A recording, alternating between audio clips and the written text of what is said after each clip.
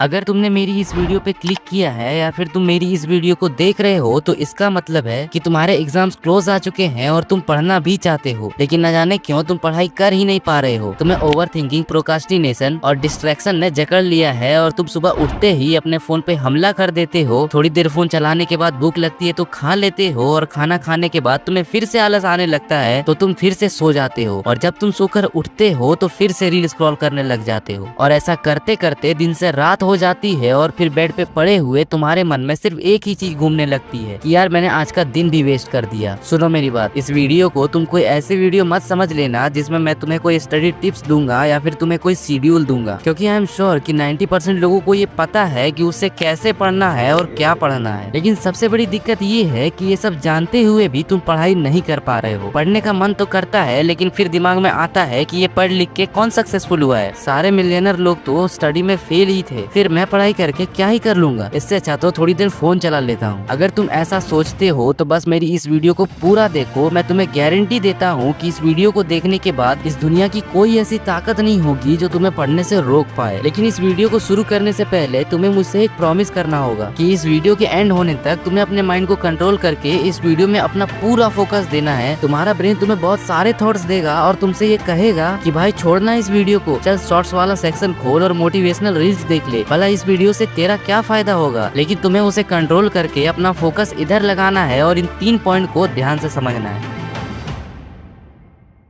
Point number 1, अगर मैं तुमसे पूछूं कि तुम्हें पढ़ाई करनी ही क्यों है तो तुम्हारा जवाब होगा कि मेरे बोर्ड्स के एग्जाम्स आ रहे हैं और मुझे इस सोसाइटी ने इतना डरा दिया है कि मैं फेल नहीं होना चाहता। तो भाई अगर तुम इस वजह से पढ़ रहे हो ना क्योंकि तुम्हें फेल होने से डर लग रहा है, तो इस दुनिया का बेस्ट टीचर भी अगर तुम्हें पढ़ाएगा तो तुम्हें कुछ समझ नहीं आएगा। मेरे से बहुत लोग ये पूछते हैं कि भाई मैं पढ़ाई कैसे करूँ, क्योंकि आज के टाइम पे 90% पढ़ाई फोन से ही होती है एंड फोन उठाते ही मैं डिस्ट्रैक्ट हो जाता हूँ। तो भाई तुमसे मैं बस एक ही चीज कहना चाहूंगा कि ये तुम्हारा सवाल ही गलत है कि मैं कैसे पढ़ूं। तुम्हें खुद से ये पूछना चाहिए कि आखिर मैं क्यों पढ़ूं, और इसका जवाब अगर तुम्हें ये मिलता है कि अगर मैं नहीं पढ़ा तो मैं फेल हो जाऊंगा तो तुम्हारी वजह ही गलत है। मैं देता हूँ तुम्हें असली वजह पढ़ने की। मैं तुमसे बस एक ही सवाल पूछना चाहता हूँ कि क्या तुम्हारे पास पढ़ाई के अलावा कोई और ऑप्शन है? क्या तुम एक मिलियनर के बेटे हो? क्या तुम्हारे माँ बाप इतने अमीर हैं कि जिंदगी भर तुम्हें घर पे बिठा के खिला सके? चलो मान लिया कि अमीर ना होने के बाद भी तुम्हारे माँ बाप तुम्हें जिंदगी भर खिलाएंगे, तो क्या तुम इतने बेशरम हो कि अपने पैरों पे खड़े होने के बारे में सोचोगे तक नहीं? मुझे नहीं लगता कि तुम में से कोई भी इतना नामर्द होगा कि वो अपने माँ बाप के टुकड़ों पर पलना चाहेगा। तो भाई ना तो तू मिलियनर का बेटा है और ना तू अपने माँ बाप के टुकड़ों पर पलना चाहता है, तो अब तुम्हारे पास सिर्फ एक ही रास्ता है, वो है पढ़ाई का रास्ता। अब तुम कहोगे कि मुझे सक्सेसफुल तो होना है, लेकिन आज के टाइम पे बहुत सारे लोग बिना पढ़े भी अपने लाइफ में सक्सेसफुल है। तो भाई अगर तुम्हें ये पता होता ना कि तुम्हें अपनी लाइफ में पढ़ाई के अलावा क्या करना है तो तुम्हें एग्जाम का इतना टेंशन ही नहीं हो रहा होता। ये जो तुम्हें इतना टेंशन हो रहा है, डर लग रहा है, ये सिर्फ इसलिए क्योंकि तुम्हें पता है कि अगर तुमने अभी पढ़ाई नहीं करी और फेल हो गए तो तुम्हारे पास करने के लिए और कुछ है ही नहीं। बहुत अच्छी बात है कि तुम उन लोगों को देखते हो जिन्होंने दूसरे फील्ड में बहुत बड़ा किया है, लेकिन सिर्फ देखने से कुछ नहीं होता, क्योंकि जब करने की पारी आई तो तुमने क्या किया? बस अपना पूरा साल यूट्यूब शॉर्ट्स और रीलें स्क्रॉल करते हुए अपना टाइम वेस्ट कर दिया। और अब जब सिर्फ 1 से 2 महीने रह गए हैं एग्जाम के लिए तो तुम्हें टेंशन हो रही है और डर भी लग रहा है। तो अब मुझे बताओ कि क्या पढ़ाई के अलावा तुम्हारे पास अभी और कोई ऑप्शन है? अगर नहीं तो यही तुम्हारी सबसे बड़ी वजह है जिसके लिए तुम्हें पढ़ना होगा। अगर तुम्हें इन फ्यूचर कोई ऐसा फील्ड दिखता है जिसमें तुम्हें पता है कि मैं बहुत कुछ कर सकता हूँ, तो सब कुछ छोड़ के उसी काम को करना। पर अभी इस टाइम पे जब तुम्हें नहीं पता कि मुझे क्या करना है, तो इस वक्त सिर्फ पढ़ाई ही एक रास्ता है तुम्हारे पास, इसलिए तुम्हें पढ़ना ही होगा।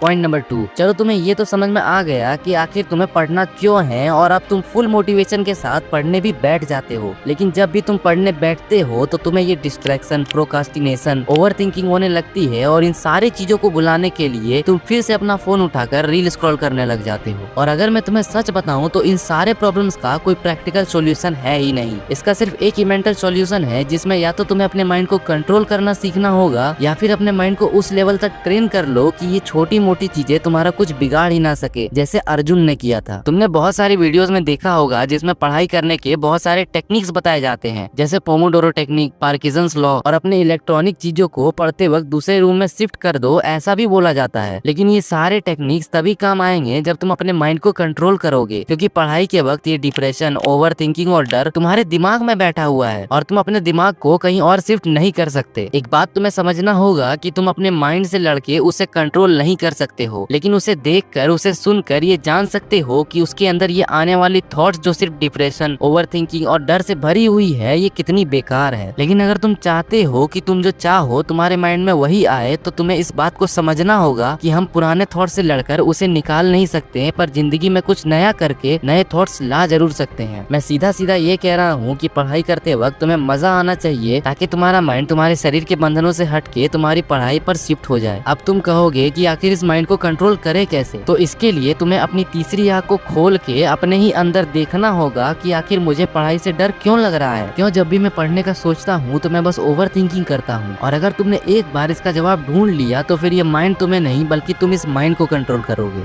Point number 3, do study. हाँ भाई, तुमने बिल्कुल सही सुना। तुम हमेशा इस चीज के सर्च में रहते हो कि यार मुझे कोई ऐसी टेक्निक मिल जाए जिसके हेल्प से मैं पढ़ाई कर सकूं और अच्छे मार्क्स ला सकूं। लेकिन सच बताऊं तो पढ़ाई करने का सिर्फ और सिर्फ एक ही टेक्निक है कि अपने बुक या लेक्चर को ओपन करो और पढ़ने बैठ जाओ। सिर्फ हाउ टू स्टडी वाली वीडियो को देखकर कोई फायदा नहीं होने वाला जब तक तुम एक्चुअल वर्क करोगे ही नहीं। दिन भर बस तुम फोन चलाते हो और जब तुम्हारे सामने कोई मोटिवेशनल वीडियो आती है तो तुम उसे देखते हो और बस फिर से रील स्क्रॉल करना चालू कर देते हो। और तुम्हें ऐसा लगता है कि मैं अगर स्टडी टिप्स ले रहा हूँ या फिर मोटिवेशनल वीडियोस देख रहा हूँ तो मैं कुछ प्रोडक्टिव वर्क कर रहा हूँ। लेकिन ये सिर्फ एक चालाक तरीका है अपने आप को चीट करने का। अब अगर मैं चाहता तो तुम्हें बहुत सारी बातें बता सकता था कि ओवर थिंकिंग, डिप्रेशन को कैसे रोके, ये जो दिमाग में इतना टेंशन हो रहा है एग्जाम को लेके उसे कैसे रोके। लेकिन इन सब का कोई फायदा नहीं, क्योंकि ये सारे टेक्निक्स प्रैक्टिकल है, बट ये सारी चीजें तुम्हारी मेंटल स्टेट यानी माइंड में घुसी हुई है और इसे कोई एक्सटर्नल चीज के हेल्प से हम ठीक नहीं कर सकते। इसे निकालने के लिए तुम्हें अपने माइंड को शांति से बैठकर देखना होगा और मेंटली उस चीज को समझना होगा। कुछ साल पहले मैंने भी अपने बोर्ड्स दिए थे और उसमें 88% स्कोर किया था CBSE से। तो अगर तुम चाहते हो कि मैं तुम्हारे साथ वो सारी चीजें शेयर करूं जिसके हेल्प से मैंने सिर्फ 2 महीने से भी कम टाइम में सही से पढ़ाई करके बोर्ड्स में 88% स्कोर किए थे, तो इस वीडियो पर 1000 लाइक्स एंड 500 कमेंट्स पूरे कर देना और इस चैनल को सब्सक्राइब करके रख लेना, ताकि जो वीडियो मैं अपलोड करूँ उसका नोटिफिकेशन तुम तक जरूर पहुंचे और मैं वो वीडियो तुम्हारे लिए जरूर बनाऊंगा।